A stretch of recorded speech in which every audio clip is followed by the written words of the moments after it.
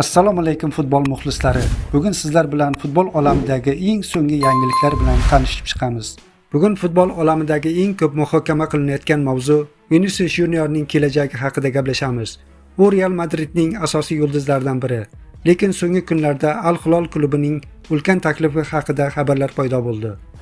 Reuters va boshqa yirik nashrlarning ma'lumotlariga ko'ra, Saudiya tomoni Vinicius uchun 250 million yevrodan 300 million yevrogacha bo'lgan rekord summa taklif qilmoqchi.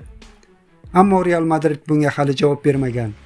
Al Hilol direktori Steve Calzada esa hozircha Vinicius bilan bevosita muzokara bo'lmagan deya bayonot berdi. Demak, bu transfer hozirgacha faqat shov-shuv bosqichida. Shunga qaramay, Saudiya Pro Ligasining oxirgi yillarida Neymar, Benzema va boshqa yulduzlarni olib kelgani barchaning e'tiborini tortmoqda. Endi esa maqsad Realning eng tezkor yulduzi Vinicius Junior bo'lib turibdi. Real Madrid esa o'z futbolchisini ushlab qolishga harakat qilmoqda. Klub uni 2027-yilgacha shartnoma bilan bog'lagan va Viniciusning bo'shatilish narxi 1 milliard yevroni tashkil etadi. Sizningcha Real uni sotadimi yoki Vinicius Madridda qoladimi? Fikrlaringiz bo'lsa izohlarda yozib qoldiring. Xayr, salomat bo'linglar.